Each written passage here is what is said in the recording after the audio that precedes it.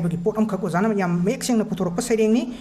hairi bo pochak manga sila hek kai khibada kai khibagi khunjel dudi thokhidaba yai adubo madugi chaina khol dudi kaidong da kana na su khangam maroi do pot am khakni hairak bagi masaksi sereng oina puthok pirai khunjel thoktraba su haibasida yam marik sumna thambi bani yam yengbiraga khangani nupa nupi gi yumban punsigi mari yekpada nung yokshinna apa abasingi thamoi layum yokshinna phungdok pungamba lengsin biriba khwai punamaki mafamda ahanomaktada nolukna ikai khumna butsari ngasi patriotic writers forum imphalna sinbi langbiduna pangthok biriba oja nirmala rajkumari gi taruk suba lairik sairengi na manga suba lairik asi phungdokpagi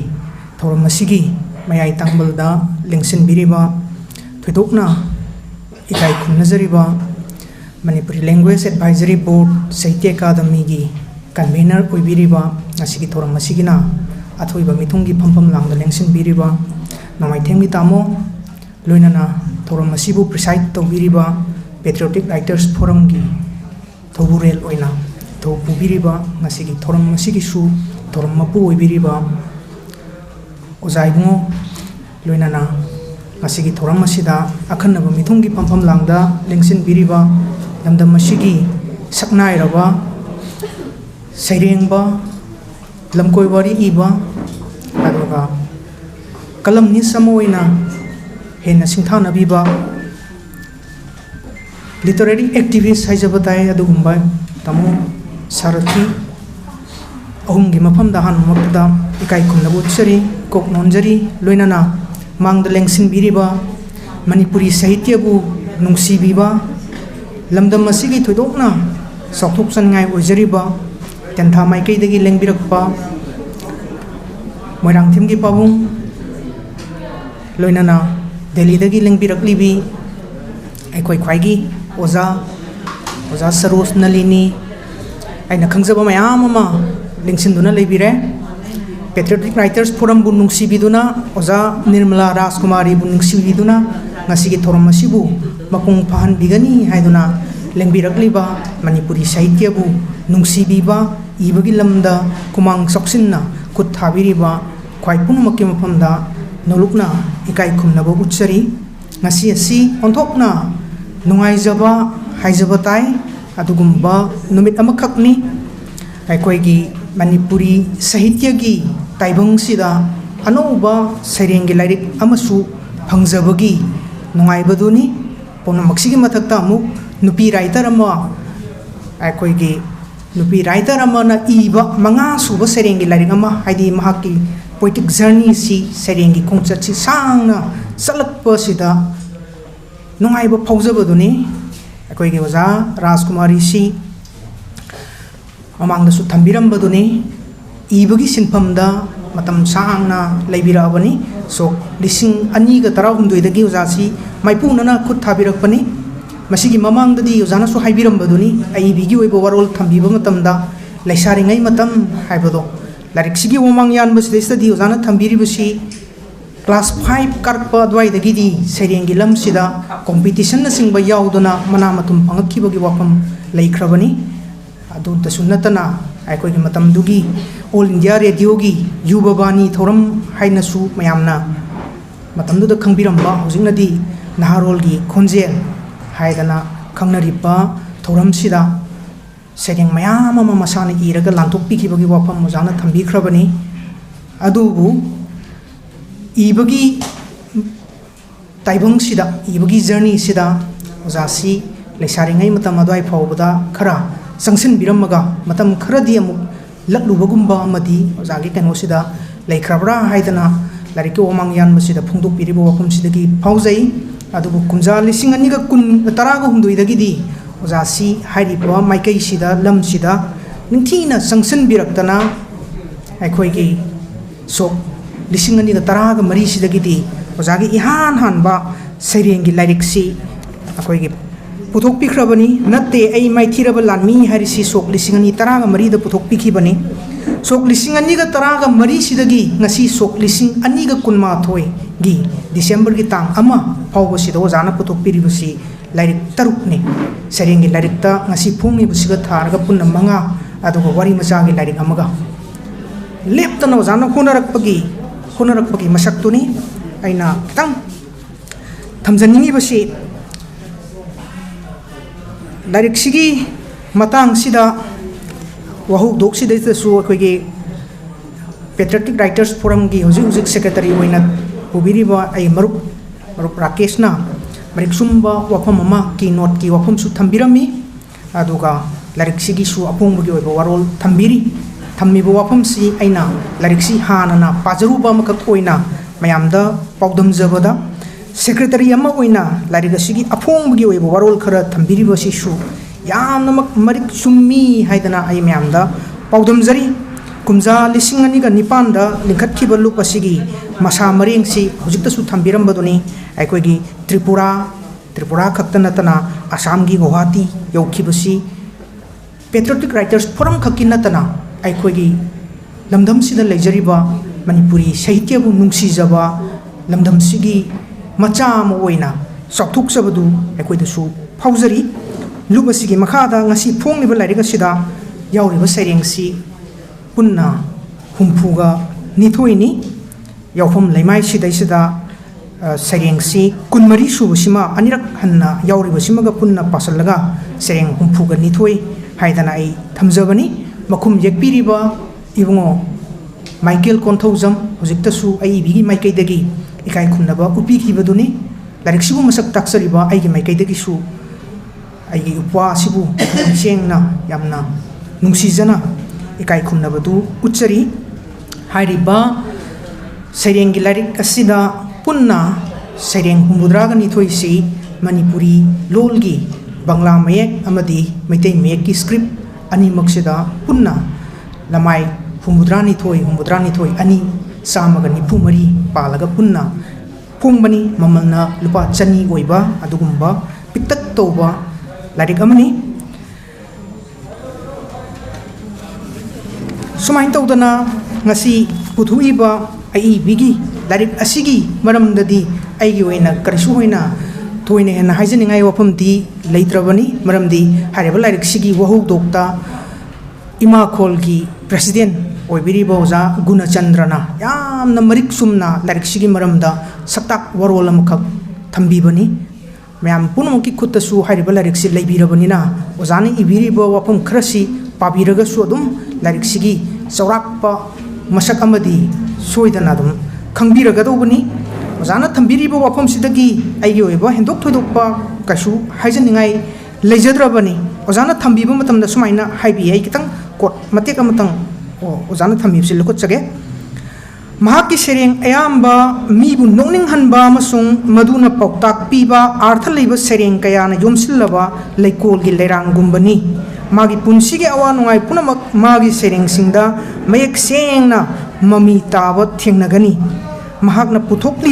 puthorakliba lairik tengtharibra ima haibase mahusagi khalbu kahendana thamjaningbagi wakhalonda mioi lakta nungsi chanana leminana thimda ibna ayambani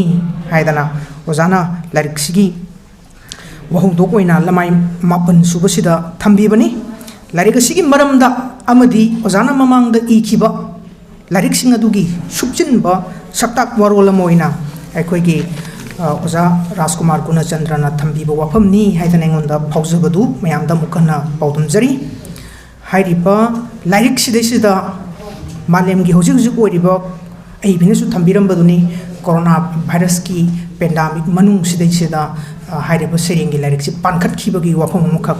lairik sidaisida yauribasu hairiba virus sigi laina laichat manung sida semgalakpa oibaga sereng humpugani thoisigi khomjanba lairik sigi manung sidaisida corona ga mari leinaba seireng sing sisu mapung oiba hirama makak oina lokhalakpagi potsi ai thengnajai hairiba corona ga mari leinaba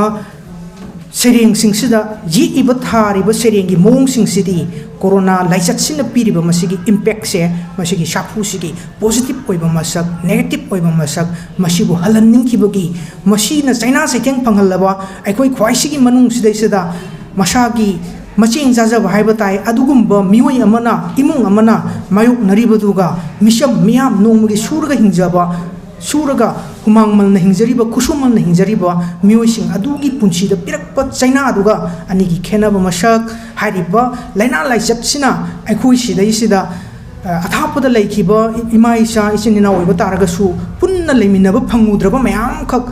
punna leiminanabagi imungdagi mapan thoktana leiminanabagi tanjam khaksu piba aikoi masen sharing tawraga are rebasingdu saminadana hingminnabagi adugumba punsiol amasu aikoi da tambiba aduga laina asina landarakpagi ontongna khangam khidraba nungai khidraba tofam khangdaba pothapam khangdaba mipaiba adugumbagi masak mayam amasi singdaraga iba haijabatai asugumba seireng tara seireng humphugni thoisigi manungda seireng tara rom yauri yam nungaiba matang singni haidana aingondasu phaujai hairiba seireng singsigi manung sidai sida corona gi laichat sigi manung sidai sida ai binu uriba mijengsi aikoi gi rajniti tawriba singsina muka leibak ngai ba singsina muka sanariba kumhai aikoi gi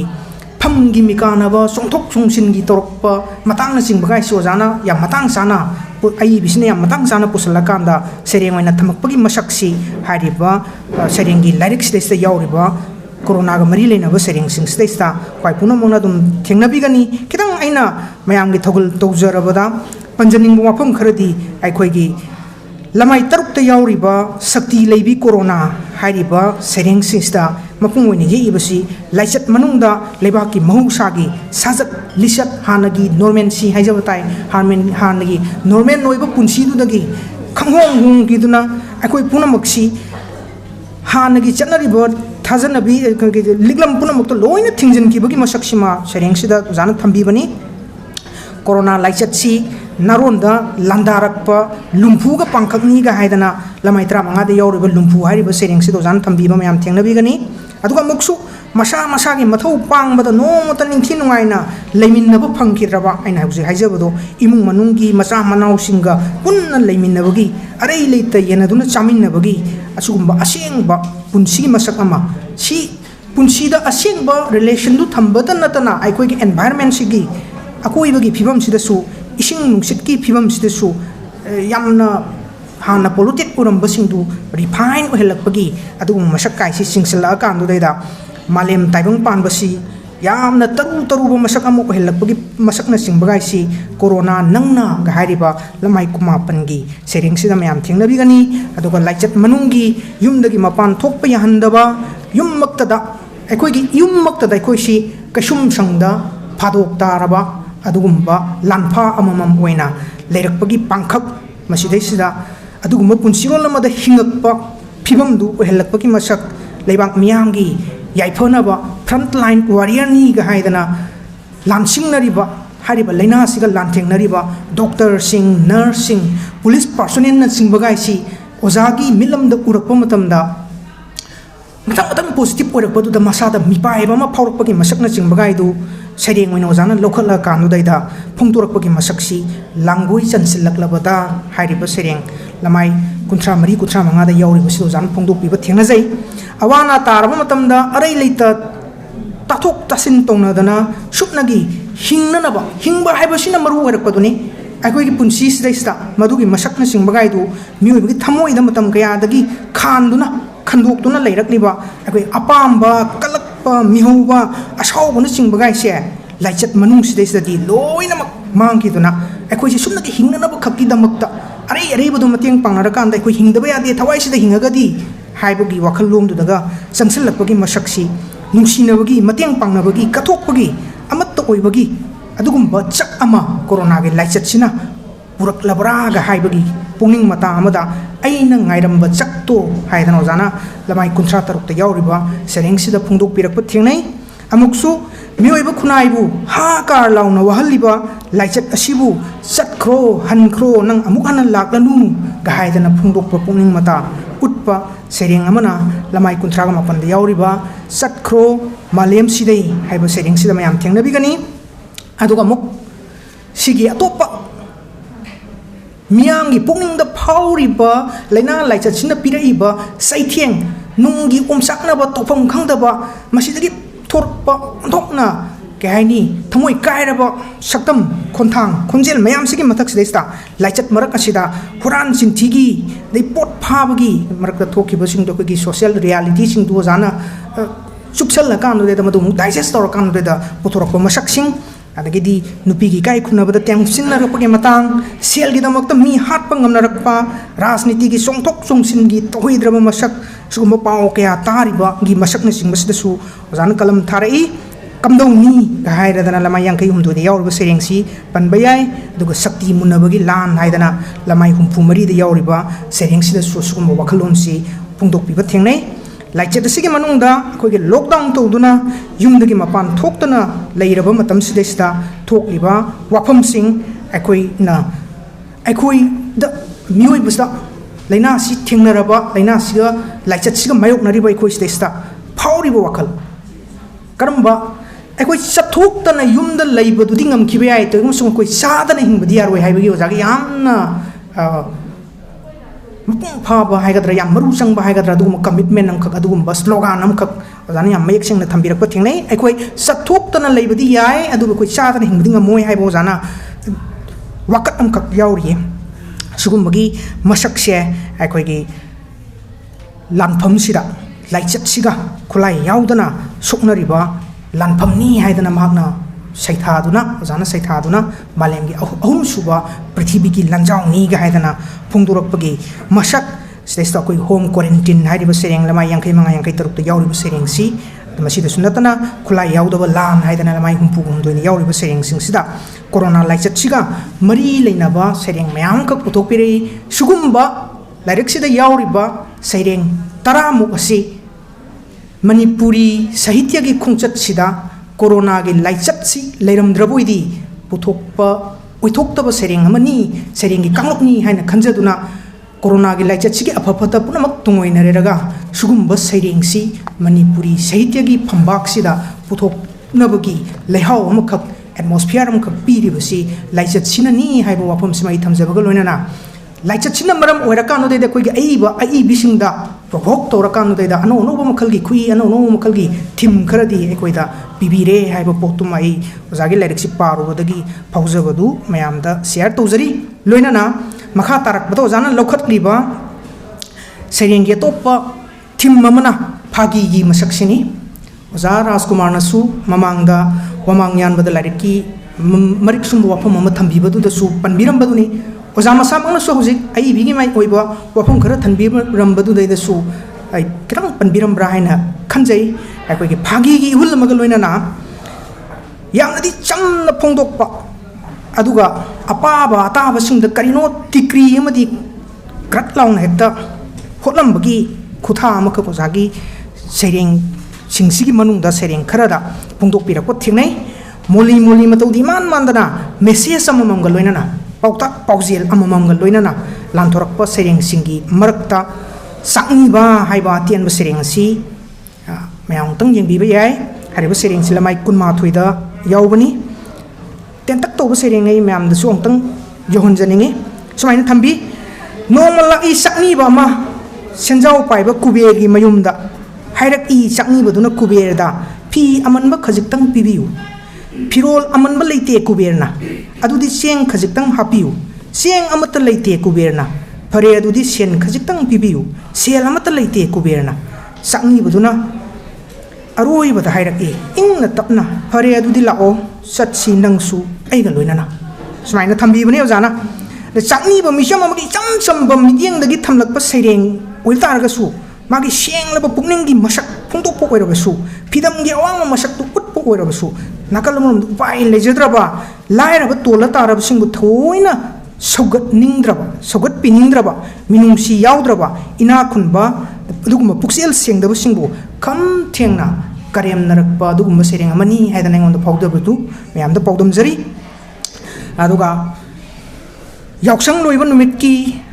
ꯍꯔꯥꯎ ꯇꯌꯥꯝꯕ ꯐꯣꯡꯗꯣꯛꯄ ꯑꯣꯏꯅ ꯃꯗꯨꯗ ꯌꯨꯝꯐꯝ ꯑꯣꯏꯔꯀꯥꯟꯗ ꯁꯥꯒꯠꯂꯛꯄ ꯑꯣꯖꯥꯒꯤ ꯌꯥꯝ ꯅꯨꯡꯉꯥꯏꯕ ꯁꯩꯔꯦꯡ ꯑꯃꯅ ꯐꯦꯟꯁꯤ ꯗ꯭ꯔꯦꯁꯀꯤ ꯊꯧꯔꯝ ꯑꯃ ꯄꯥꯡꯊꯣꯛꯄꯅꯤ ꯃꯗꯨꯒꯤ ꯄꯤꯁꯛꯇꯨ ꯑꯣꯖꯥꯅ ꯂꯤꯕꯤꯔꯛꯄꯅꯤ ꯐꯦꯟꯁꯤ ꯗ꯭ꯔꯦꯁꯀꯤ ꯊꯧꯔꯝꯁꯤꯗ ꯑꯩꯈꯣꯏꯒꯤ ꯈꯨꯜ ꯂꯩꯀꯥꯏꯒꯤ ꯃꯤꯑꯣꯏ ꯃꯌꯥꯝꯁꯤꯅ ꯃꯥꯅ ꯍꯩꯖ ꯍꯩꯖꯕ ꯔꯣꯜ ꯃꯌꯥꯝꯗꯨ ꯂꯧꯔꯀꯥꯟꯗꯨꯗ ꯃꯌꯥꯝ ꯅꯣꯛꯅꯅꯕ ꯅꯨꯡꯉꯥꯏꯅꯕ ꯏꯟꯇꯔꯇꯦꯟ ꯇꯧꯅꯅꯕ ꯍꯥꯏꯗꯅ ꯑꯗꯨꯒꯨꯝꯕ ꯁꯛꯇꯝꯁꯤꯡꯗꯨ ꯂꯥꯡꯅꯔꯛꯄꯗꯨꯗ ꯈꯨꯜꯗꯨꯒꯤ ꯌꯨ ꯉꯥꯎꯗꯅꯗ ꯂꯩꯕ ꯑꯗꯨꯒꯨꯝꯕ ꯌꯨ ꯉꯥꯎꯕ ꯑꯃꯅ ꯑꯩꯁꯨ ꯌꯨ ꯉꯥꯎꯕ ꯁꯥꯒꯦ ꯍꯥꯏꯗꯅ ꯊꯣꯔꯛꯄꯅꯤ ꯃꯗꯨꯗꯩꯗ ꯃꯌꯥꯝꯅ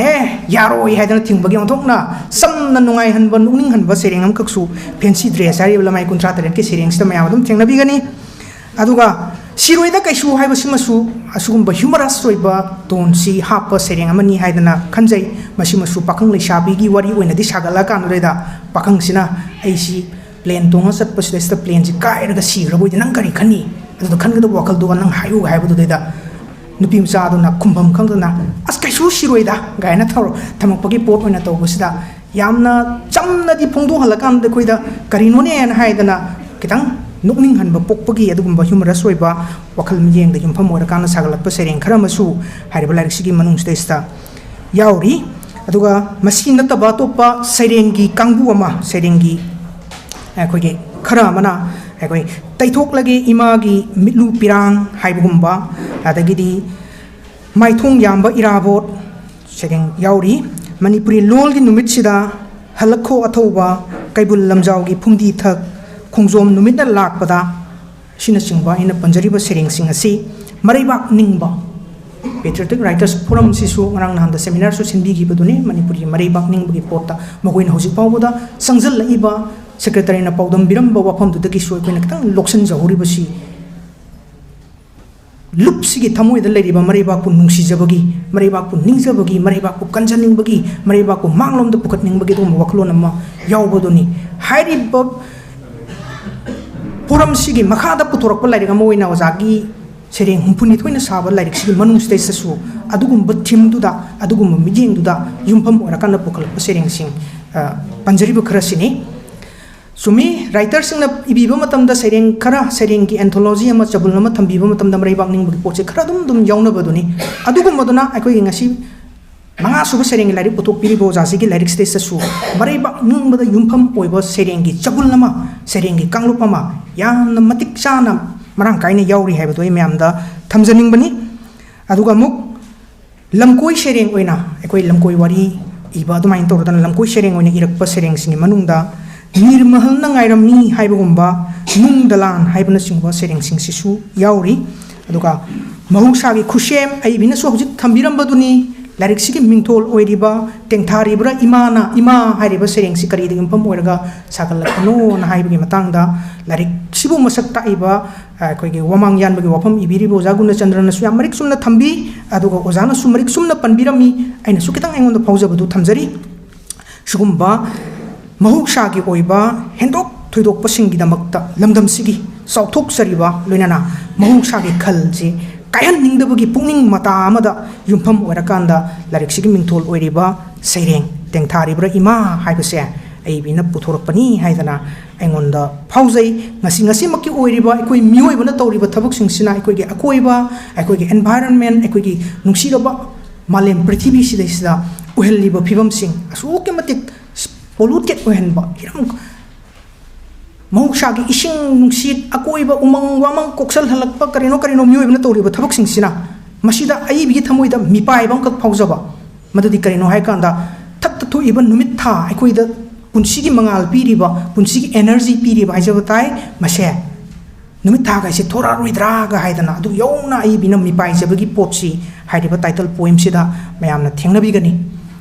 ꯑꯏꯕꯤꯅ ꯇꯥꯏꯇꯜ ꯄꯣꯏꯝꯁꯤꯗ ꯈꯔꯒ ꯍꯦꯟꯅ ꯆꯪꯁꯤꯜꯂꯀꯥꯟꯗꯩꯗ ꯃꯍꯥꯛꯀꯤ ꯄꯨꯛꯅꯤꯡ ꯋꯥꯈꯜꯗꯨ ꯂꯩꯈꯤꯕꯗꯒꯤ ꯍꯥꯏꯔꯤꯕ ꯁꯩꯔꯦꯡꯁꯤ ꯊꯝꯕꯤꯕꯅꯤ ꯍꯥꯏꯅꯁꯨ ꯂꯧꯖꯩ ꯑꯗꯨꯕꯨ ꯂꯥꯏꯔꯤꯛꯁꯤꯒꯤ ꯃꯅꯨꯡꯗ ꯌꯥꯎꯔꯤꯕ ꯁꯩꯔꯦꯡꯁꯤꯡ ꯑꯁꯤꯗꯤ ꯁꯤꯒꯨꯝꯕ ꯃꯍꯧꯁꯥꯒꯤ ꯈꯜ ꯀꯥꯏꯊꯔꯛꯄ ꯍꯥꯏꯔꯤꯕ ꯍꯤꯔꯝꯁꯤda ꯍꯦꯛꯇ ꯃꯁꯤꯡ ꯌꯥꯝꯅ ꯈꯨꯠ ꯊꯥꯔꯛꯄꯒꯤ ꯄꯣꯠꯇꯨꯃꯗꯤ ꯅꯠꯇꯦ ꯑꯗꯨꯕꯨ ꯁꯩꯔꯦꯡ ꯑꯃꯈꯛꯇ ꯑꯩꯈꯣꯏꯒꯤ ꯁꯩꯔꯦꯡ ꯈꯔꯈꯛꯇ ꯑꯏꯕꯤꯒꯤ ꯄꯨꯛꯅꯤꯡꯗ ꯐꯥꯎꯔꯤꯕ ꯋꯥꯈꯜꯗꯨ ꯆꯪ ꯐꯪꯅ ꯅꯨꯡ ꯌꯧꯅ ꯆꯪꯁꯤꯜꯂꯀꯥꯟꯗ ꯊꯝꯃꯛꯄ ꯑꯣꯏꯒꯅꯤ ꯍꯥꯏꯅ ꯂꯧꯖꯕꯗꯨ ꯑꯩ ꯃꯌꯥꯝꯗ ꯄꯥꯎꯗꯝꯖꯔꯤ ꯂꯥꯏꯔꯤꯛꯁꯤꯗ ꯌꯥꯎꯔꯤꯕ ꯁꯩꯔꯦꯡꯁꯤꯡꯁꯤꯒꯤ ꯃꯔꯛꯇꯒꯤ ꯑꯏꯕꯤꯅ ꯃꯁꯤꯡ ꯈ꯭ꯋꯥꯏꯗꯒꯤ ꯍꯦꯟꯅ ꯌꯥꯝꯅ ꯑꯃꯗꯤ ꯊꯃꯣꯏꯗ ꯀꯥꯎꯉꯝꯗ꯭ꯔꯕ ꯐꯣꯡꯗꯣꯛꯐꯝ ꯈꯪꯗꯕ ꯂꯥꯌꯨꯝ ꯌꯧꯅ ꯍꯛꯇꯨꯅ ꯊꯝꯈ꯭ꯔꯕ ꯍꯥꯏꯖꯕ ꯇꯥꯏ ꯑꯗꯨꯒꯨꯝꯕ ꯄꯨꯛꯅꯤꯡꯒꯤ ꯐꯤꯕꯝ ꯑꯃꯗꯒꯤ ꯁꯥꯒꯠꯂꯛꯄ ꯁꯩꯔꯦꯡꯒꯤ ꯌꯥꯝꯃꯕ ꯃꯁꯤꯡ ꯑꯏꯕꯤ ꯑꯁꯤꯒꯤ ꯂꯥꯏꯔꯤꯛ ꯑꯁꯤ ꯃꯌꯥꯝꯅ ꯄꯥꯕꯤꯕ ꯃꯇꯝꯗ ꯊꯦꯡꯅꯕꯤꯒꯅꯤ ꯁꯤꯒꯤ ꯃꯈꯜꯁꯤ ꯑꯩꯅ ꯄꯟꯖꯔꯛꯇ꯭ꯔꯤꯉꯩꯒꯤ ꯃꯃꯥꯡꯗ ꯑꯏꯕꯤꯁꯤꯒꯤ ꯊꯃꯣꯏꯗ ꯂꯩꯔꯤꯕ ꯑꯩꯈꯣꯏꯒꯤ ꯔꯤꯀꯂꯦꯛꯁꯟ ꯑꯣꯐ ꯄꯥꯁ ꯍꯥꯏꯖꯕ ꯇꯥꯏ ꯅꯣꯁꯇꯥꯜꯖꯤꯌꯥ ꯑꯃ ꯑꯣꯏꯅ ꯃꯥꯒꯤ ꯍꯧꯈ꯭ꯔꯕ ꯃꯇꯝꯒꯤ ꯑꯗꯨꯒꯨꯝꯕ ꯑꯉꯥꯡ ꯑꯣꯏꯔꯤꯉꯩꯒꯤ ꯄꯨꯟꯁꯤꯗꯨ ꯅꯤꯡꯁꯤꯡꯂꯛꯄꯒꯤ ꯁꯩꯔꯦꯡꯒꯤ ꯃꯈꯜ ꯑꯃꯁꯨ ꯂꯥꯏꯔꯤꯛꯁꯤꯗ ꯊꯦꯡꯅꯖꯩ ꯃꯗꯨꯒꯤ ꯃꯅꯨꯡꯗ ꯑꯩꯁꯨ ꯑꯉꯥꯡ ꯑꯣꯏꯅꯤꯡꯂꯛꯏ ꯍꯥꯏꯔꯤꯕ ꯁꯩꯔꯦꯡꯁꯤꯃꯒ ꯑꯩꯅ ꯑꯉꯥꯡ ꯑꯣꯏꯔꯤꯉꯩ ꯍꯥꯏꯔꯤꯕ ꯁꯩꯔꯦꯡꯁꯤꯃꯒ ꯑꯩ ꯊꯝꯖꯅꯤꯡꯉꯤ ꯃꯁꯤ ꯍꯧꯈ꯭ꯔꯕ ꯃꯪꯂꯝꯆꯠꯀꯤ ꯍꯧꯖꯤꯛꯇꯤ ꯑꯃꯨꯛ ꯍꯜꯂꯛꯎ ꯍꯥꯏꯕꯗꯨ ꯌꯥꯔꯔꯣꯏꯗꯧꯕ ꯃꯗꯨꯒꯨꯝꯕ ꯀꯥꯎꯉꯝꯗꯕ ꯊꯧꯗꯣꯛ ꯀꯌꯥꯗ ꯌꯨꯝꯐꯝ ꯑꯣꯏꯕ ꯅꯤꯡꯁꯤꯡ ꯏꯄꯥꯛꯇ ꯏꯄꯣꯝ ꯅꯥꯏꯔꯛꯄ ꯑꯏꯕꯤꯒꯤ ꯋꯥꯈꯜꯗ ꯑꯗꯨꯉꯩꯒꯤ ꯀꯥꯎꯉꯝꯗ꯭ꯔꯕ ꯊꯧꯗꯣꯛ ꯀꯌꯥ ꯅꯣꯁꯇꯥꯜꯖꯤꯌꯥ ꯑꯣꯏꯅ ꯊꯝꯃꯛꯄꯅꯤ ꯍꯥꯏꯗꯅ ꯑꯩ ꯂꯥꯏꯔꯤꯛꯁꯦ ꯍꯥꯟꯅ ꯄꯥꯖꯔꯨꯕ ꯑꯃ ꯑꯣꯏꯅ ꯑꯩꯉꯣꯟꯗ ꯐꯥꯎꯖꯩ ꯌꯥꯝꯅꯃꯛ ꯅꯨꯡꯁꯤꯕ ꯑꯣꯟꯊꯣꯛꯅ ꯃꯃꯜ ꯌꯥꯝꯈ꯭ꯔꯕ ꯄꯨꯟꯁꯤꯒꯤ ꯇꯥꯡꯀꯛ ꯑꯃꯈꯛ ꯑꯃꯨꯛ ꯍꯜꯂꯛꯎ ꯌꯥꯔꯔꯣꯏꯗꯧꯕ ꯃꯍꯥꯛꯀꯤ ꯄꯨꯟꯁꯤꯗꯗꯤ ꯑꯦꯛꯁꯄꯤꯔꯤꯌꯦꯟꯁ ꯇꯧꯈꯤꯕ ꯃꯗꯨꯒꯤ ꯄꯣꯠꯇꯣ ꯑꯏꯕꯤꯅ ꯊꯝꯃꯛꯄꯅꯤ ꯑꯉꯥꯡ ꯑꯣꯏꯔꯤꯉꯩ ꯃꯇꯝꯗꯨꯒꯤ ꯌꯥꯎꯁꯪ ꯀꯨꯝꯍꯩ ꯏꯂꯦꯛꯇ꯭ꯔꯤꯛꯅ ꯈꯣꯡꯕ ꯔꯦꯗꯤꯑꯣ ꯇꯥꯃꯤꯟꯅꯔꯤꯉꯩꯒꯤ ꯑꯃꯒ ꯅꯨꯡꯁꯤ ꯆꯥꯟꯅꯅ ꯍꯤꯡꯃꯤꯟꯅꯔꯝꯕ ꯄꯣꯠ ꯄꯨꯝꯅꯃꯛꯀꯤ ꯃꯄꯨꯁꯤ ꯑꯩꯈꯣꯏꯒꯤ ꯀꯂꯦꯛꯇꯤꯞ ꯂꯥꯏꯐ ꯑꯃꯈꯛ ꯑꯩꯈꯣꯏꯒꯤ ꯂꯩꯀꯥꯏ ꯁꯤꯡꯎꯞ ꯂꯤꯡꯉꯀꯥꯟꯗꯨꯗꯩꯗ ꯄꯨꯟꯅ ꯂꯩꯃꯤꯟꯅꯔꯝꯕꯒꯤ ꯄꯨꯟꯁꯤꯒꯤ ꯃꯁꯛ ꯑꯃꯈꯛ ꯍꯧꯖꯤꯛꯀꯤ ꯈꯨꯟꯅꯥꯏꯁꯤꯗꯗꯤ ꯍꯧꯖꯤꯛꯀꯤ ꯃꯤꯔꯣꯜꯁꯤꯗ ꯍꯤꯡꯖꯔꯤꯕ ꯑꯩꯈꯣꯏꯅꯗꯤ ꯎꯕꯗ ꯃꯃꯤ ꯁꯥꯝꯖꯜꯂꯛꯂꯕ ꯑꯗꯨꯒꯨꯝꯕ ꯄꯨꯟꯁꯤꯒꯤ ꯃꯁꯛ ꯍꯥꯏꯖꯕ ꯇꯥꯏ ꯃꯃꯥ ꯑꯃꯇꯅ ꯄꯣꯛꯄ ꯃꯆꯥꯁꯤꯡ ꯑꯣꯏꯕ ꯇꯥꯔꯒꯁꯨ ꯑꯩꯈꯣꯏ ꯆꯦꯛꯄꯜ ꯈꯥꯒꯠꯅꯔꯀꯥꯟꯗꯨꯗꯩꯗ ꯂꯩꯅꯔꯕ ꯄꯨꯟꯁꯤꯒꯤ ꯃꯁꯛ ꯑꯃ ꯑꯣꯏꯔꯛꯄꯁꯤꯗꯩꯁꯤꯗ ꯑꯏꯕꯤꯁꯤꯅ ꯃꯍꯥꯛꯀꯤ ꯍꯧꯈ꯭ꯔꯕ ꯃꯇꯝꯒꯤ ꯄꯨꯟꯁꯤꯗꯨ ꯅꯤꯡꯁꯤꯡꯂꯛꯄ ꯃꯇꯝꯗꯨꯗꯩꯗ ꯍꯩ ꯑꯃꯇ ꯄꯥꯜꯂꯦ ꯂꯩ ꯑꯃꯇ ꯁꯥꯠꯂꯦ ꯀꯩꯅꯣꯝꯇ ꯆꯥꯃꯤꯟꯅꯔꯦ ꯄꯨꯝꯅꯃꯛꯇꯨꯅ ꯃꯥꯒꯤ ꯏꯃꯨꯡꯗꯒꯤ ꯑꯔꯩ ꯑꯔꯩꯕ ꯄꯨꯊꯣꯛꯅꯔꯀꯥꯟꯗꯨꯗꯩꯗ ꯃꯥꯒꯤ ꯊꯪꯅꯕꯒꯤ ꯏꯃꯨꯡꯗ ꯍꯧꯔꯤꯕ ꯄꯣꯠꯇꯣ ꯂꯩꯔꯤꯕ ꯄꯣꯠꯇꯣ ꯃꯍꯥꯛꯀꯤꯁꯨꯅꯤ ꯍꯥꯏꯗꯅ ꯑꯩꯈꯣꯏ ꯄꯨꯟꯅ ꯃꯄꯨ ꯑꯣꯏꯃꯤꯟꯅꯔꯝꯕꯒꯤ ꯃꯇꯝ ꯑꯃꯈꯛ ꯂꯩꯔꯝꯕꯗꯣ ꯉꯁꯤꯗꯤ ꯍꯧꯈ꯭ꯔꯦ ꯆꯠꯈ꯭ꯔꯦ ꯑꯃꯨꯛ ꯍꯟꯅ ꯂꯥꯛꯑꯔꯣꯏꯀꯣꯒ ꯍꯥꯏꯗꯅ ꯈꯟꯖꯕ ꯍꯧꯖꯤꯛꯀꯤ ꯄꯨꯟꯁꯤꯗꯁꯨ ꯃꯗꯨ ꯑꯃꯨꯛ ꯍꯟꯅ ꯍꯜꯂꯛꯍꯟꯅꯤꯡꯕꯒꯤ ꯋꯥꯈꯜ ꯑꯃꯈꯛ ꯍꯟꯗꯤ ꯍꯜꯂꯛꯎ ꯌꯥꯔꯔꯣꯏꯗꯧꯕ ꯍꯜꯂꯛꯇ꯭ꯔꯕ ꯑꯗꯨꯒꯨꯝꯕ ꯍꯧꯈ꯭ꯔꯕ ꯐꯖꯕ ꯆꯠꯈ꯭ꯔꯕ ꯅꯨꯡꯁꯤꯕ ꯑꯗꯨ ꯅꯤꯡꯁꯤꯡꯂꯛꯄꯒꯤ ꯌꯥꯝ ꯐꯖꯕ ꯁꯩꯔꯦꯡ ꯑꯅꯤꯈꯛ ꯂꯥꯏꯔꯤꯛꯁꯤꯗ ꯑꯣꯖꯥꯅ ꯄꯨꯊꯣꯛꯄꯤꯔꯒ ꯊꯝꯕꯤꯔꯛꯄꯁꯤ ꯊꯣꯏꯗꯣꯛꯅ ꯃꯃꯜ ꯂꯩꯕꯅꯤ ꯍꯥꯏꯗꯅ ꯑꯩ ꯃꯌꯥꯝꯗ ꯄꯥꯎꯗꯝꯖꯔꯤ ꯑꯗꯨꯒ ꯑꯩꯅ ꯃꯃꯥꯡꯗ ꯊꯝꯖꯈꯤꯕꯗꯨꯅꯤ ꯂꯥꯏꯔꯤꯛ ꯑꯁꯤꯒꯤ ꯌꯥꯡꯂꯦꯟ ꯁꯔꯨ ꯑꯣꯏꯔꯤꯕ ꯈ꯭ꯋꯥꯏꯗꯒꯤꯁꯨ ꯃꯁꯤꯡ ꯌꯥꯝꯅ ꯑꯃꯗꯤ ꯃꯆꯨ ꯇꯥꯅ ꯍꯥꯏꯖꯒꯦ ꯑꯩꯒꯤ ꯃꯤꯠꯌꯦꯡꯗꯒꯤ ꯑꯗꯨꯃꯥꯏꯅ ꯄꯨꯊꯣꯔꯛꯄ ꯁꯩꯔꯦꯡꯒꯤ ꯃꯈꯜ ꯑꯃꯗꯤ ꯄꯨꯟꯁꯤꯒꯤ ꯄꯥꯔꯁꯣꯅꯥꯁꯤꯒꯤ ꯑꯏꯕꯤꯒꯤ ꯄꯥꯔꯁꯣꯅꯥꯁꯤꯒꯤ ꯊꯃꯣꯏꯅꯨꯡꯗ ꯀꯥꯎꯉꯝꯂꯔꯣꯏꯗꯕ ꯃꯆꯨ ꯑꯃꯅ ꯁꯪꯖꯤꯟꯈ꯭ꯔꯕ ꯀꯥꯎꯒꯦ ꯈꯜꯂꯕꯁꯨ ꯍꯟꯖꯤꯟ ꯍꯟꯖꯤꯟ ꯀꯥꯎꯊꯣꯛꯄ ꯌꯥꯗꯅ ꯂꯩꯔꯤꯕ ꯄꯥꯔꯁꯣꯅꯥꯒꯤ ꯃꯪꯂꯥꯟ ꯇꯥꯏꯕꯪ ꯑꯅꯤꯃꯛꯇ ꯇꯠꯇꯅ ꯃꯊꯤ ꯐꯣꯡꯂꯤꯕ ꯋꯥꯈꯜ ꯑꯃꯗꯤ ꯑꯍꯤꯡꯕ ꯄꯨꯟꯁꯤꯅ ꯄꯤꯔꯛꯄ ꯑꯦꯛꯁꯄꯔꯤꯌꯦꯟꯁꯀ ꯊꯦꯡꯒꯥꯏꯅꯕꯗ ꯊꯣꯔꯛꯂꯤꯕ ꯇꯦꯟꯇꯛꯄ ꯃꯁꯤꯡ ꯌꯥꯝꯂꯕ ꯁꯩꯔꯦꯡꯁꯤꯡꯗ ꯃꯁꯥꯅ ꯃꯁꯥꯕꯨ ꯂꯥꯛꯁꯤꯟꯖꯗꯨꯅ ꯑꯩ ꯃꯤꯃꯥꯟꯅꯗꯕ ꯌꯥꯗꯦ ꯑꯩ ꯅꯤꯡꯇꯝꯂꯤ ꯑꯩ ꯌꯥꯏꯐꯔꯤ ꯍꯥꯏꯅ ꯄꯨꯟꯁꯤꯕꯨ ꯌꯥꯝꯅ ꯄꯣꯖꯤꯇꯤꯕ ꯑꯣꯏꯅ ꯌꯥꯝꯅ ꯑꯣꯞꯇꯤꯃꯤꯁ ꯑꯃꯒꯤ ꯃꯤꯠꯌꯦꯡꯗꯒꯤ ꯌꯦꯡꯅꯅꯕ ꯍꯣꯠꯅꯔꯛꯄ ꯃꯗꯨꯒꯨꯝꯕ ꯆꯩꯅꯥ ꯆꯩꯊꯦꯡ ꯀꯌా ꯊꯦꯡꯅꯔꯕ ꯄꯨꯟꯁꯤ ꯑꯣꯏꯔꯒꯁꯨ ꯍꯧꯖꯤꯛ ꯍꯤꯡꯉꯤꯕ ꯑꯩꯒꯤ ꯔꯤꯌꯦꯂꯤꯇꯤ ꯄꯥꯔꯁꯣꯅꯥꯗꯨꯒꯤ ꯔꯤꯌꯦꯂꯤꯇꯤꯗꯨꯗꯩꯗ ꯄꯦꯟꯊꯣꯛꯅꯕ ꯍꯣꯠꯅꯖꯔꯛꯄꯒꯤ ꯈꯨꯊꯥꯡꯁꯤꯡ ꯃꯔꯛ ꯃꯔꯛꯇ ꯅꯨꯡꯄꯥꯟ ꯑꯅꯤꯒꯤ ꯆꯤꯡꯈꯥꯏꯅꯔꯛꯄꯗ ꯑꯣꯇꯣꯕꯥꯏꯑꯣꯒ꯭ꯔꯥꯐꯤꯀꯦꯜ ꯑꯣꯏꯕ ꯑꯦꯛꯁꯄꯔꯤꯌꯦꯟꯁ ꯑꯣꯏꯅ ꯐꯥꯎꯍꯟꯕ ꯑꯄꯥꯕꯁꯤꯡꯗ ꯄꯥꯖꯔꯤꯕ ꯑꯩꯉꯣꯟꯗ ꯑꯗꯨꯒꯨꯝꯕ ꯁꯩꯔꯦꯡꯒꯤ ꯈꯨꯊꯥꯁꯤꯡ ꯑꯁꯤꯅꯤ ꯍꯥꯏꯗꯅ ꯑꯩ ꯃꯌꯥꯝꯗ ꯄꯥꯎꯗꯝꯖꯔꯤ ꯁꯩꯔꯦꯡꯒꯤ ꯈꯨꯊꯥ ꯑꯁꯤꯗ ꯅꯪ ꯑꯃꯗꯤ ꯑꯩ ꯍꯥꯏꯕ ꯄꯥꯔꯁꯣꯅꯥ ꯑꯅꯤꯒꯤ ꯎꯆꯜꯗ ꯐꯣꯡꯗꯣꯔꯛꯄꯅꯤ ꯍꯥꯏꯔꯤꯕ ꯅꯪ ꯑꯩꯒꯤ ꯋꯥꯄꯨ ꯑꯁꯤꯅ ꯑꯄꯥꯕꯁꯤꯡꯕꯨ ꯋꯥꯈꯜ ꯈꯟꯊꯍꯜꯂꯤ ꯁꯩꯔꯦꯡ ꯄꯥꯕꯒꯤ ꯅꯨꯡꯉꯥꯏꯕ ꯐꯥꯎꯍꯜꯂꯤ ꯍꯥꯏꯗꯅ ꯑꯩ ꯃꯌꯥꯝꯗ ꯄꯥꯎꯗꯝꯖꯔꯤ ꯃꯁꯥꯅ ꯃꯄꯨ ꯑꯣꯏꯖꯕ ꯃꯁꯥꯃꯛꯅ ꯃꯄꯨ ꯑꯣꯏꯖꯕ ꯑꯗꯨꯒꯨꯝꯕ ꯄꯨꯟꯁꯤ ꯑꯃꯒꯤ ꯅꯤꯡꯇꯝꯕꯒꯤ ꯃꯅꯨꯡꯉꯥꯏꯗꯨꯅꯤ ꯑꯣꯖꯥꯅ ꯍꯥꯏꯔꯤꯕ ꯁꯩꯔꯦꯡꯒꯤ ꯀꯥꯡꯂꯨꯞꯁꯤꯗ ꯊꯝꯕꯤꯔꯤꯕꯁꯤ ꯕꯟꯙꯣꯞ ꯍꯥꯏꯔꯤꯕ ꯁꯩꯔꯦꯡꯁꯤꯗ ꯎꯠꯂꯤꯕꯁꯤ ꯃꯌꯥꯝ ꯑꯃꯨꯛꯇꯪ ꯌꯦꯡꯕꯤꯌꯨ ꯂꯥꯏꯔꯤꯛꯁꯤꯒꯤ ꯂꯃꯥꯏ ꯑꯍꯨꯝꯗ ꯑꯗꯨꯝ ꯌꯥꯎꯕꯅꯤ ꯇꯦꯟꯇꯛ ꯇꯧꯕ ꯁꯩꯔꯦꯡꯅꯤ ꯌꯥꯝ ꯆꯝꯅ ꯌꯥꯝꯅ ꯂꯥꯏꯅ ꯐꯣꯡꯗꯣꯛꯑꯀꯥꯟꯗ ꯑꯏꯕꯤꯅ ꯍꯥꯏꯕꯤꯔꯤ ꯑꯩꯅ ꯅꯣꯡꯃ ꯊꯝꯈꯤꯕ ꯕꯟꯙꯣꯞ ꯑꯩꯒꯤ ꯅꯤꯡꯇꯝꯕ ꯅꯉꯣꯟꯗ ꯀꯌꯥꯗ ꯄꯦꯟꯖꯔꯕ ꯉꯁꯤꯗꯤ ꯍꯟꯗꯣꯛꯂꯕ ꯇꯨꯡꯁꯤꯗ ꯅꯤꯡꯇꯝꯕ ꯅꯪꯅ ꯑꯃꯨꯛ ꯊꯝꯂꯦ ꯕꯟꯙꯣꯞ ꯅꯪꯒꯤ ꯅꯤꯡꯇꯝꯕ ꯑꯩꯉꯣꯟꯗ ꯉꯁꯤꯗꯤ ꯈꯨꯕꯥꯛ ꯈꯨꯅꯝꯅꯤ ꯄꯨꯟꯁꯤ ꯍꯥꯏꯗꯅ ꯇꯦꯟꯇꯛꯅ ꯊꯝꯕꯤꯕꯅꯤ ꯁꯤꯒꯨꯝꯕ ꯃꯤꯠꯌꯦꯡꯁꯤꯗ ꯁꯥꯒꯠꯄ ꯑꯇꯣꯞꯄ ꯁꯩꯔꯦꯡ ꯑꯃꯅ ꯅꯪ ꯑꯩ ꯍꯥꯏꯔꯤꯕ ꯂꯃꯥꯏ 32ꯗ ꯌꯥꯎꯔꯤꯕ ꯁꯩꯔꯦꯡꯁꯤꯗꯁꯨ ꯃꯌꯥꯝꯅ ꯑꯗꯨꯝ ꯊꯦꯡꯅꯕꯤꯒꯅꯤ ꯑꯗꯨꯒ ꯊꯥꯖꯕ ꯋꯥꯁꯛ ꯃꯤꯑꯣꯏꯕꯒꯤ ꯃꯔꯤ ꯃꯤꯑꯣꯏꯕꯒꯤ ꯊꯃꯣꯏ ꯑꯃꯗꯤ ꯃꯔꯨꯞ ꯃꯄꯥꯡ ꯑꯣꯏꯕꯒꯤ ꯃꯇꯧ ꯍꯥꯏꯔꯤꯕꯁꯦ ꯄꯨꯟꯁꯤꯒꯤ ꯌꯥꯝꯅ ꯇꯉꯥꯏꯕ ꯐꯗꯕ ꯄꯣꯠꯆꯥꯛ 5ꯈꯛꯅꯤ ꯍꯥꯏꯗꯅ ꯑꯣꯖꯥꯅ ꯑꯏꯕꯤꯅ ꯌꯥꯝ ꯃꯔꯨꯑꯣꯏꯅ ꯂꯧꯕꯤꯕꯅꯤ ꯃꯁꯤꯒꯨꯝꯕ ꯄꯨꯟꯁꯤꯒꯤ ꯄꯣꯠꯆꯥꯛ 5ꯈꯛ ꯑꯁꯦ ꯑꯩꯈꯣꯏ ꯀꯩꯗꯧꯅꯨꯡꯗ ꯀꯥꯏꯍꯜꯂꯣꯏꯗꯧꯕꯅꯤ हाइबगी पोट अमखक ओजाना याम मेक सेंगना पुथोरप सैरेंगनी हाइरिबो पोचाक मंगासिना हेक काइखिबदा काइखिबगी खोंजेल दुदी थोखिदबा याय अदुबो मदुगी चैना खोल दुदी कैदोंदा कनानासु खांगमरोइदोबा पोट अमखकनी हाइरकपगी मसक्सी सैरेंग ओइना पुथोकपिरई खोंजेल थोक्त्रबसु हाइबसिदा याम मरिक सुमना थंबिबनी याम यंगबिरगा खंगनी नुपा नुपीगी युम्बान पुंसिगी मरी येकपदा नुंग यौसिन्ना अपाबसिंगी थमोय लायुम यौसिन्ना फोंदोकपा ngamba खुथादा मिनुंगसी खंगदबा मियोइबगी मरी कथोकपा हाइबसि करिनो खंगदबा मसाकिदा ओइजब थीरिबा दुगुम्बा मपांग पुंसिगी खुंगलोय कनागुम्बबु अमुक हन्ना ngakpi ningdabagi pukning mata utpa adugumba changkhonba sereng amana kaidong nung hariba sereng sini mapuroibagi maram thupna hinglam labadi ngasi mahakna parsona duna uijariba punsigi mapu amadi ningtamagi masak ase oithoklamdabasu yai haina oithok laroidoba ama oirabada uijaningbaduna oikhidrabada oiramba yaba amana oikhidraba oithokpa yadaba punsi amana oithoklaba yengbiu mayam sugumagi masak ama yamna optimist oina punsibu yengakpa adudagi urakpa miyengdudagi thengnarakpa matam suppada afabata khanjaba masak amakhak sereng oina thamlakpani haina lojai lamai taret te yauriba lamakhang sida hairiba sereng si myamda ningsingjari aduga ai bigi sereng humpugani thoisigi manungda sangyeng oina longi sangyeng haijaba tai sangyeng oina thambiba yam nungaiba sereng amkhaksu yauri ai bigi longi sangyeng si myam tang yengminasi thajaba haina kauba sereng sidista thana hoba wahi preng sanga talemai nipan de yawi bani oja thajaba hairiba sereng sida tha hairiba wahi sina loi hohalakanda tha sina hoba wahi kunma pan khak khangala kan se sojana ai bina sereng oina thamakpak yam nungai ba sakang khap leiri lemai nipan da mayang tang thogol tawjarake thajafam thokta thajarui thajagan ba thamoi sina thajabana thugai biki thamoi busu thamoi nungda thamlage thajarubagi thengnakiba thogdoksing thuidokna thawsarudre thokiba thogdoksing themjillage thamoise thawai sina tharamdai phau thamlaroi thajabadi thingjinduna thamlage thamoise thilakanu thamoi thungjinda sumaina thambibani lamai nipanda mayamna kubiriba kubaksi aikoigi ozana ibiba sereng dugini yam nungaije aina ozagi sereng se mayam mamangda pathok saba pangjabagi damakta aidi kabi sunnatabani na mayam mamangda samelan to bokot pat pana bai khudung sabasu leijade adu ozana iriba sereng se ozana pabiragati henna mayamgi thamoi hubanga mangodabani adu ozagi wahi si ahu busing se tha tan hu buse mayam dai thogol tongingdana thamjabani yam nungaije sereng asigi ucan masida yauriba pareng ahum khak hairap manaba pareng haijabani chapchabati nate masigi ucan da yauriba pareng ahum khak siga hairap manaba mongam khaksu thamoi sina hairiba sereng sida thamakpa thengnai masidana muk nupi oina poklaba mapok asigi damakta sauthok sabagi masak poi persona na nupi oina poklubagi damakta sauthok sabagi masak adu ningam da bang khakti leiba karigi thajagan ba thamoi amakak isona nupi singsida panbirami haidana ozana khanbibagi oi batai masigi damak to jai thamoi dari oza mane aikoigi persona sigi thamoi dari pentin sam khak leiri nupi oina poklubugi damak ta sauthok sabata argasu nupi gi thamoi da kontongna thajagan ba thamoi amakak palami da ko haidana yam nungsiba nungaiba serengni thamoi sina hairiba serengsi mayam dum pabiu punsibu ningthina experience tawrabi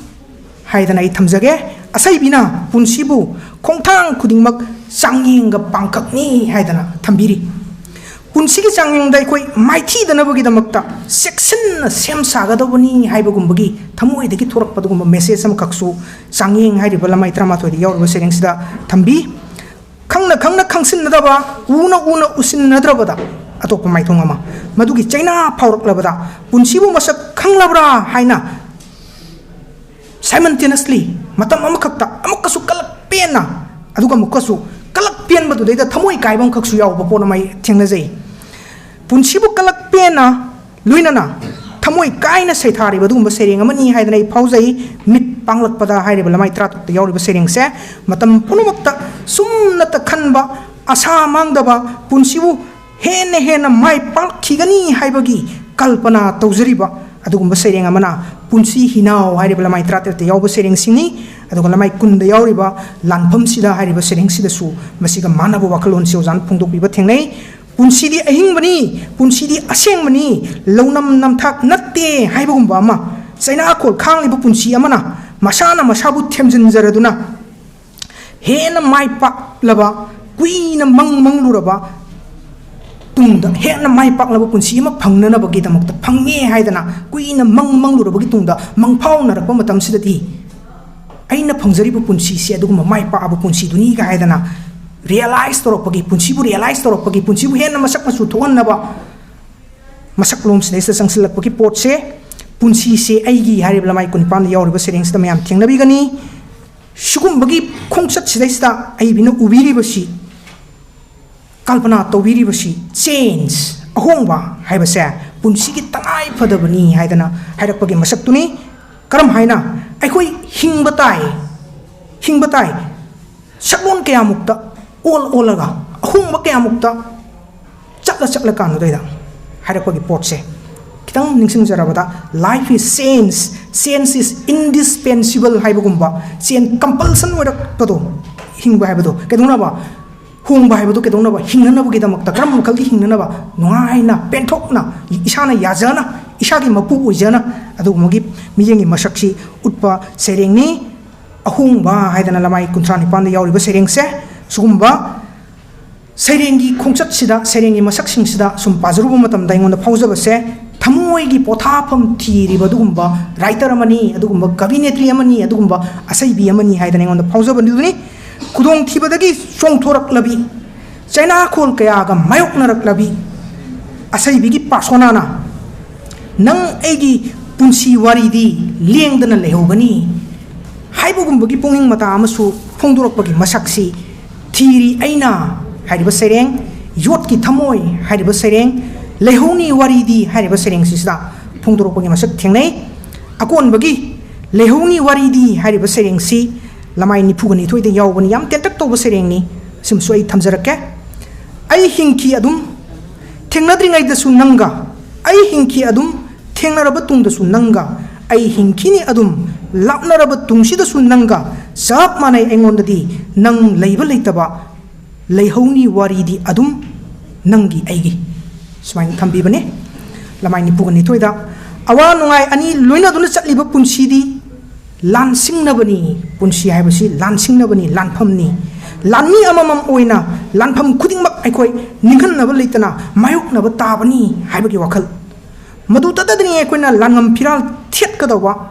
हाइबगी पुंगिंग Matasi फुंदोक्तुना मांगलोमदा चंगसिल्लिबा चंगसिनबा इनोट पिरिबा पाबसिंगदा दुमाइना थम्बिरिबा सेरेंगनी मांगलोमदा हाइरिबा लमाई 34 दा यावरिबा सेरेंगसिना पुंसीगी मायोकनबा लानफमदा अवा सैथेंग नदुनता लैरबा मदुगुंबा मतमदुदा पार्सोनागी थमोइदा फाउरिबा ताइबंग सेंबा मपु मागी मफमदुदैदा आइबु लौसन बिरोने गायदना संजबगी मसक मदुदा ताइबंग सेंबा मपुदुनदी महाकु पार्सोनाबा हौसिक फाउबा लौसिंदना Larry करिगिदमक्ता नंगी पुंसीगी थौदांग पांगदोबा वाटली नंगी पुंसीगी चेंजेल लोइदरी ताइबंग मालेम सिदैसदा नाकना तोरंगदोबा पुंसीगी सिंथा मपुंग फादरी नंग हिंखो नंग लैखो हाइबगुंबगी पुंगिंग मता अमदा उत्पा सेरेंगनी युमफम ओइबा सेरेंगनी मतम अमदा हाइरिबा लमाई 34 की सेरेंगसे सुगुंबा पुंसीगी तोरै तुथेक मयाम से मायोकनराबगी मतुंगदा ngasiदी पार्सोना से मसाना मसाबु मसक खंगजरदुना मपु महाकना ताइबंग सेमा मपु महाकना यैबा पुंगलोंदा जगोई खुथेक तमदुना हिंजरिबा पुंसीनी हाइबसे सखंगजरादुना लेमहौरिबा पुंसीगी खोंचत असिदी ताइबंग सेमा मपु नाकना लमजिंग बिउको हाइदना थौनिजरकपा सेरेंगी खुथानी लमाई 33 दा यावरिबा सउदबा हाइरिबा सेरेंगसिदा आइबिना फोंदोकलिबसे ngasi-ngasimak पार्सोनागी ओइजरिबा पुंसीगी मसक्ता अपेनबा पोकननबा होनाजरिबी पुंसीगी ओइजरिबा खरा असिना पेंथोक चरगे हाइना खलकपगी फजरबा पुंगिंग मता अमा फोंदोकलिबा सेरेंग अमना असेंगबा अतिया हाइरिबा लमाई 50 मसिदा यावरिबा सेरेंगसी मयामना पाबिगनी पुनमगसी ओइदुनसु ngसाइगी ओइरिबा पुंसीसिदा पेंथोका कानुदैदा माइपाबा पुंसी अमा फंगनबनिदो हाइदना कल्पना तौजबा तारगसु sereng lirik si yaw ba sereng sing si pulap na pazaru ba matam dadi persona sigi thamoi da karino ningam da ba amadi karino pen da ba amadi adum phum dana lotana thamoi gi kasil lamada kana khanghan ning da ba oiraga su kana da su phungduk da ba oiraga su repentance amadi kaino amadi dum leibai pot se oja gi sereng sing si paum tam da mayam puna muna thengna bi ga da ba do ai mangjong na ai ngon da thamja pauja ba du mayam da paujin paudum jari hari ba Makalgi sereng sing sida pen da bagi ningam draba China amakakti punsi gi kangam dana leiri bado ai bigi lamai humdra ma thoi sida yauri ba mapok ani pok labi asai bigi point persona sida sida mayam thengna bi gani lamai humudra ga ma thoi da yauri ba sereng se ai gi wangang bagi matam su solution jar ka doro banina ai thamjage mapok ani sida sida ai bina ka katuna parna wi kudung sabdu leitra banina ai bigi muhut silaga ai mayam da pawdum jari Tengnaram dabana parami nanga punsi se mathak makha ondana ba imigum inakta da leramba nangna sikmang na khiba da khanghudana loiraboi khan khibani taibang panse khallude nehet piraba punsi sina oirakani haiba asumna mai paklaba punsi ama piklaba isial macha macha da loiram gadoraba aigi punsi se tinjaba phanglenga sidi paklaba samudra gi ipakta pokpagumle anuba mapok ama nungai bana thalaba ai khalude punsi amakaksida mapok ani kaya da penjara ba ngasidi sumain thambi bane ozana hariba sereng si da parum tam da paujar ko wakal du ai mayam da kitang thamjakre sinataba ai bi sina kitang phaidok pa haijaba tai sugumba sereng gi pot kharsu yauri phaidok pa haibadi aina lokho chari biram sidagi haijabani sabitri haiba sereng ama yauri haiba sabitri sida ozan saithari ba sabitri se ai khoi gi sabitri saityaban gi wari da yauri ba puranic oi ba dugumba legendary figure sabitri mapuroi ba ningbi sati sabitri dugi wari du natte nongsok ki education laklaba matam da ahan ba bharat ki nupi oza oina oikhiba sabitri bai phule haiba dugi maramdani haiba khoi gi oza se Birangana Sabitri Bai Phule Fellowship National Award 2018 da phangbikibani Bharatiya Dalit Sahitya Academy na piba Delhi gi masiga mari lena no jana phawr ko wakal khara du thambi boi ba yai ta message yauba serengi marakta ona taina ba ngakta thamak pagi masak heloi leirang naton sabi asin singsi pan ba yai lamdam masigi chana thajana bi da leiri ba khoi gi heloi ayamna lamleima natragana lamlak luthunbi gain so haina bado masigi potche jana pusalaga thamak pa stage da myoi bagi punsibu sumhat pangam badu ma sumhat yai senbi kam gi mayai yaubi ithak irang gi mayai kanbi adugumba sakhenbi heloi gi matangsi thabirakpa matamda adok myoi bagi punsibu mahakna sumhat pangam aptarsu mangonda dugum matik mayai da yaw batar ga su hendok thudok pani na haiba ya batar ga su adugum heloi dona kedaw mung da su yumgi yumbure bi amoina yumgi mabe ma moina leiba dudi oi thok la roi do bani haiba gi message sima mayam da thamak pa sereng ni heloi harise sigi hek thangnana larik sigi kunmari suba sereng haidana kunmari si anirang hana print to bi bane madu yauri ba sereng sita sidana lairang na naton sabi se lerang natun sabi si tharakpa matam da nang sai gi heloi gi masak to tharakpa matam da nan nupi gi figure ani nupi amana adugumba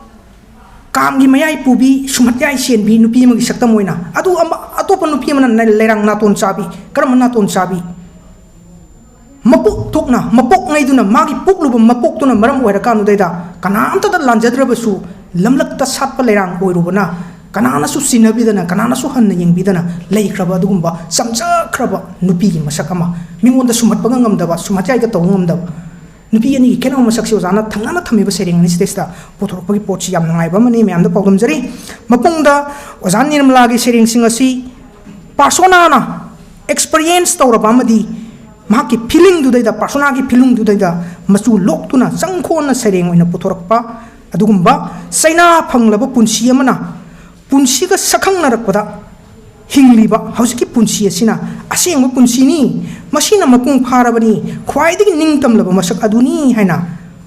penthok sana hingba ngamlakpagi manungai aduda lupsaduna